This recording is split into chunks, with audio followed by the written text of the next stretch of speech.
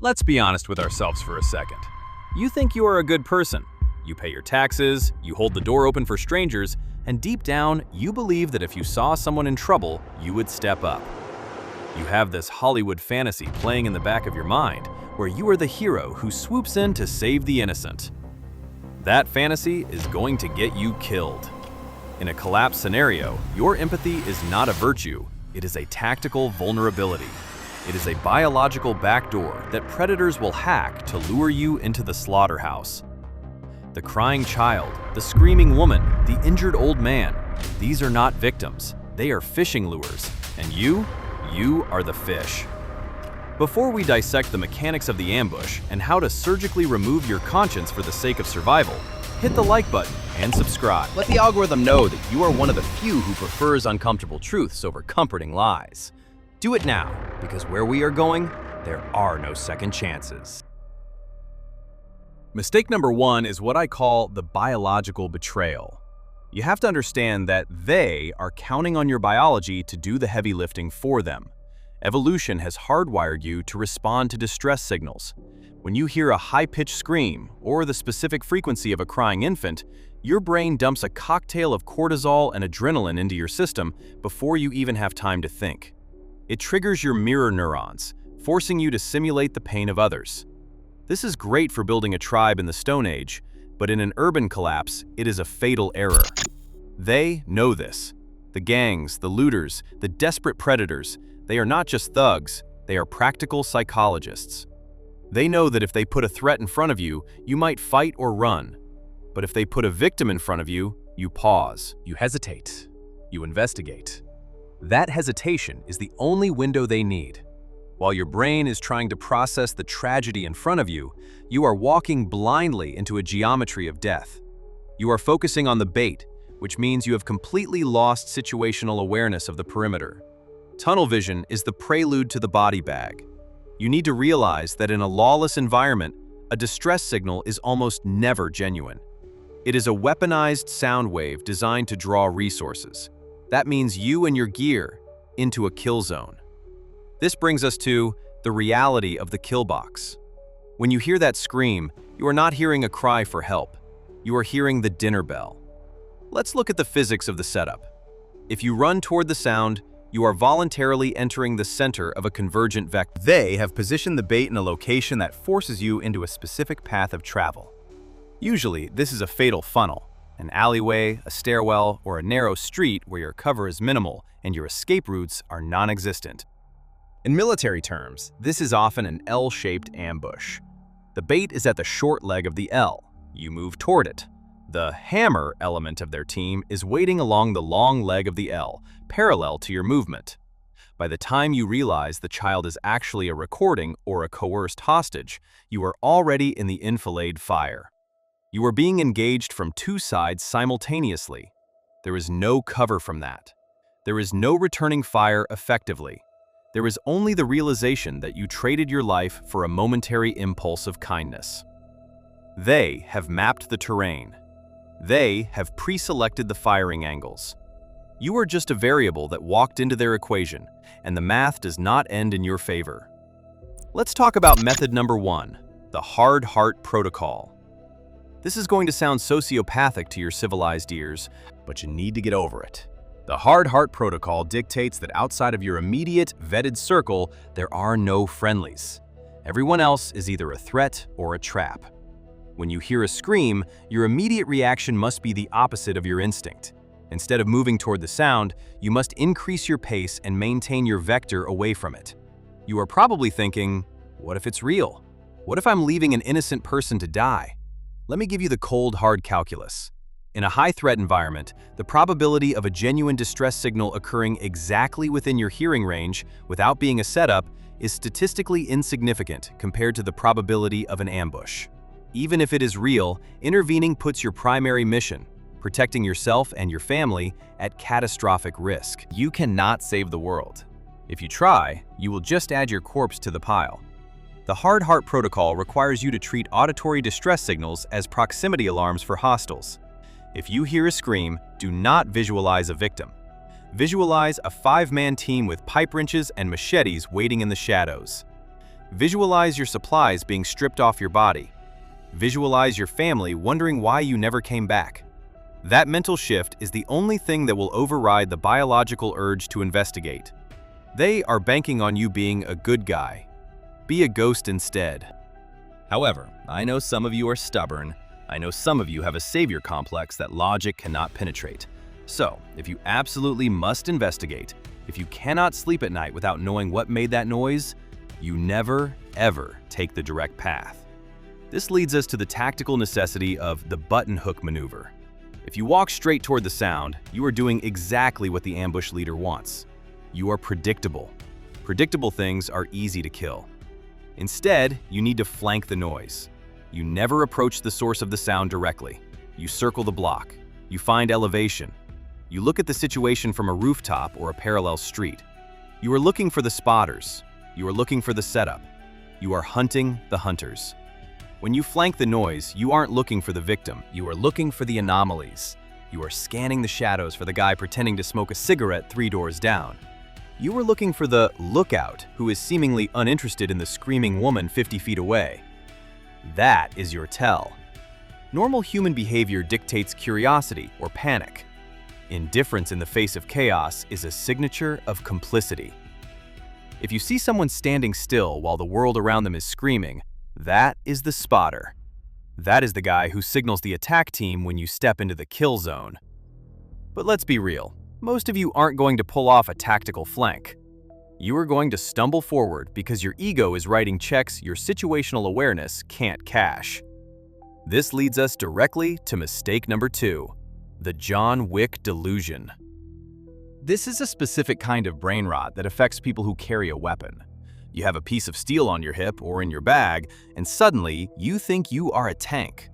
You think that because you have the means to inflict violence, you are immune to it. That is the arrogance of a corpse. They are counting on this arrogance. They know that if you are armed, you are likely overconfident. You walk into that alley thinking, if it's a trap, I'll just draw. Let me explain why that is mathematically impossible.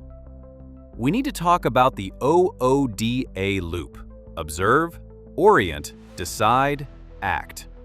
It is a concept developed by military strategist John Boyd, but right now, it is the reason you are going to lose. In an ambush, the enemy has already completed the observe, orient, and decide phases before you even know you are in a fight. They are already at the act phase. You are still stuck on observe. You are lagging behind reality. The average human reaction time to a visual stimulus is about 0.25 seconds. That is just to see it. To process it, decide to move, and actually send the nerve impulse to your hand to draw a weapon, you're looking at 1.5 to 2 seconds for a trained shooter under stress. For you, probably 3 or 4 seconds. Do you know what happens in 3 seconds? A man with a knife can cover 21 feet and put 6 inches of steel into your subclavian artery. A brick thrown from a second-story window reaches terminal velocity and cracks your skull. Action is always faster than reaction. By the time your brain registers that the crying woman is actually holding a decoy and the guys behind you are moving in, the kinetic energy has already been transferred to your body. You are fighting physics, and physics is undefeated. Furthermore, you are ignoring the force multiplication of the mob. Violence is a numbers game. If there are 3 of them and 1 of you, it doesn't matter how good your aim is. While you are engaging target A, target B is flanking you, and target C is smashing you from behind. They don't fight fair. They swarm. They use pack tactics. Wolves don't attack a moose from the front. They nip at the heels. They exhaust it. They bleed it. You are the moose. And if you stop to help the wounded wolf, the rest of the pack will tear you apart. So how do we fix this terminal stupidity? We implement method number 2, the 180-degree rule. This is the simplest, most effective survival tactic in existence, and yet nobody uses it because it hurts their pride. It goes like this. If you see something that looks wrong, if you hear something that pulls at your heartstrings, or if your gut gives you that little primal pinch of fear, you do not investigate. You do not ask questions. You do not pull out your phone to record it. You turn 180 degrees and you leave. Immediately. There is no shame in survival. The 180-degree rule is not about cowardice.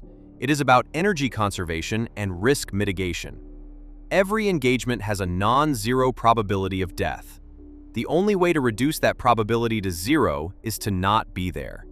If you walk into an alley and see a child alone at 2 a.m., your feet should be moving in the opposite direction before your conscious mind even formulates the question, why?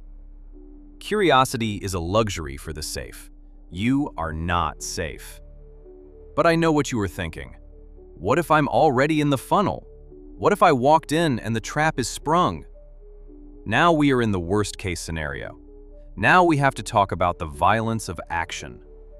If you have failed the hard heart protocol, and you have ignored the 180-degree rule, and you find yourself boxed in, you cannot hesitate. You cannot try to de-escalate. You cannot ask them what they want. Negotiation is a signal of weakness. In this moment, you must switch from prey to predator instantly. This is where the physics of momentum comes back into play. Most victims freeze. They retreat. They back up. This is wrong. Retreating while surrounded just tightens the noose. It allows them to collapse the perimeter on top of you. Instead, you must attack the weakest point of the encirclement with overwhelming aggression. You are not trying to win the fight, you are trying to break the containment. You identify the gap. Maybe it's the smaller guy. Maybe it's the guy who looks hesitant. Or the gap between two parked cars. And you explode through that gap. You do not stop to fight. You run through them. You use your mass, your velocity, and whatever tool you have to create a hole in their line. You are a battering ram, not a duelist. Once you break that line, you do not look back. You run until your lungs burn, and then you run some more. Because if they catch you after you hurt one of them, the things they will do to you will make you wish you had died in the alley. This brings us to mistake number 3, the intimacy error. This is the moment you decide to close the distance. You see the crying figure. You have ignored the hard heart protocol. You have bypassed the 180-degree rule.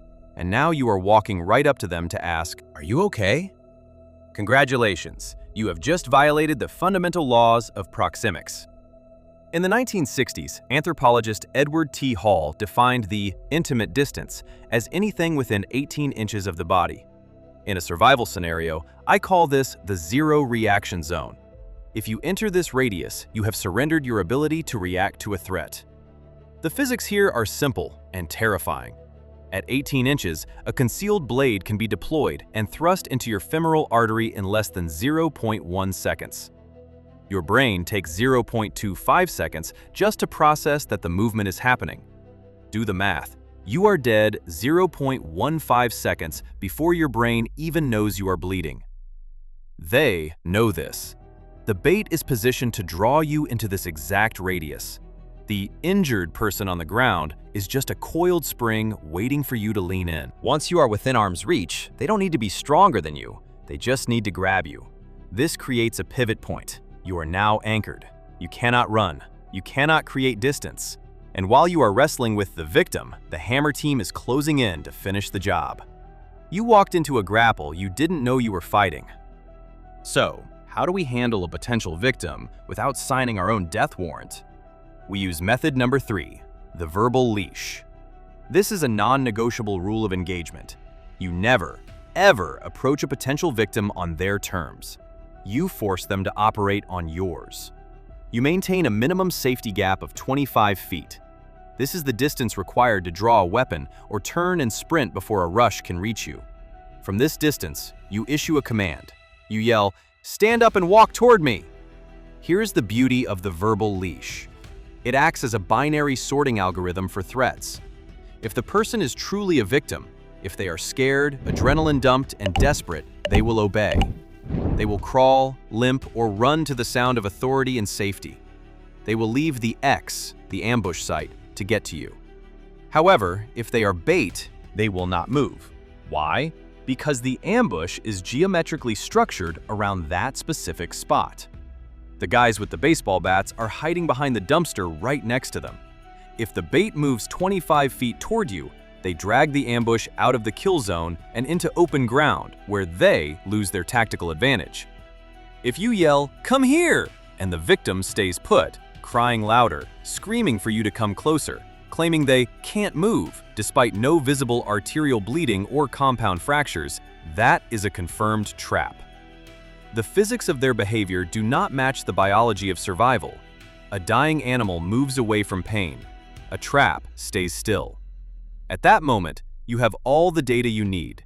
You do not negotiate. You do not apologize. You engage the 180-degree rule and you vanish.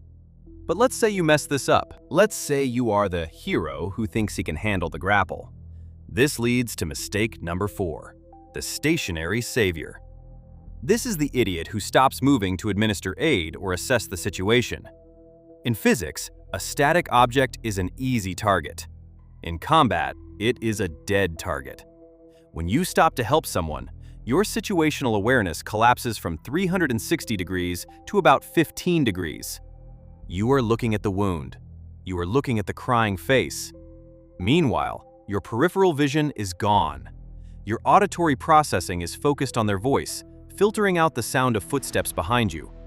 This is called task fixation. They rely on task fixation. They wait for you to kneel. Kneeling is a biomechanical disaster. It takes significant energy and time to transition from a kneeling position to a sprinting position. If you are on your knees bandaging a victim, you have effectively shackled your own legs. You have voluntarily reduced your kinetic potential to 0. You are a sitting duck in a shooting gallery. The fix for this is method number 4, the touch-and-go protocol. If you absolutely must interact with someone, maybe it's a family member who fell behind, you never stop moving. You grab them and you drag. You apply force to their mass and you keep that mass in motion. You do not assess injuries in the kill zone. You do not offer comfort in the kill zone. You treat the person like a sack of potatoes that needs to be relocated to a secure perimeter. If they can't walk, you drag them. If they scream in pain, you let them scream. Pain is better than death. You only stop when you have put 2 solid walls or a significant distance between you and the initial contact point. Momentum is life. Static friction is death. If you stop moving, you die. I can feel your judgment through the screen. You are sitting there in your climate-controlled room with a full belly and a reliable Wi-Fi connection, thinking that I am a monster. You are thinking that ignoring a crying child or a screaming woman is fundamentally inhuman. And in your current world, you are right. In a high-trust, functioning society, altruism is the glue that holds civilization together. But we are not talking about that world. We're talking about the world that comes after, the world where the lights go out and don't come back on. In that world, altruism is not a virtue. It is an expensive luxury that you cannot afford. This leads us to the final truth, the thermodynamics of survival. Every action you take costs energy. Every interaction carries risk. In a collapse scenario, your primary resource is not water, ammo, or gold. It is preservation of self. When you stop to help a stranger, you are engaging in a massive energy expenditure with a negative expected return. You are trading your safety, your supplies, and your family's future for a stranger's potential survival. From a purely thermodynamic standpoint, that is a bad trade. It is an entropy accelerant. They, the gangs, the desperate, the ambushers, understand this calculus perfectly. They view you not as a fellow human being, but as a mobile supply cache. You are a loot drop. You are a walking calorie source. When they set up that crying child in the alley, they are investing a small amount of energy, the bait, to acquire a large amount of energy, you. It is predatory economics 101. If you fall for it, you are not a hero. You are just a bad investor. So here's the challenge I am leaving you with. It is not about learning how to shoot better or how to hoard more beans. It is about rewiring your operating system. You need to kill the hero inside you. The hero is a construct of movies and comfortable living. The hero runs into the burning building. The hero stops to save the kitten. The hero dies in Act 2 to raise the stakes for the protagonist. You are not the hero. You are the survivor. And the survivor knows that the only way to win the game is to refuse to play by their rules. Your goal is to become the gray man. You are not the guy who saves the day. You are the guy who was never there. You are the ghost who slipped past the ambush while everyone else was arguing over who to save. You are the anomaly in the background noise. When the screen cuts through the night air and the adrenaline spikes and the biological urge to do something screams at you, you will remember this voice. You will remember the geometry of the killbox. You will remember the physics of the ambush, and you will keep walking. Because at the end of the day, there are only two types of people in a collapse: the ones who try to save the world and the ones who survive to rebuild it. You can't do both. So, the next time you hear a cry for help in the darkness, ask yourself one question. Is that a victim, or is that the dinner bell? Choose wisely, because physics doesn't care about your feelings, and neither do they. Good luck.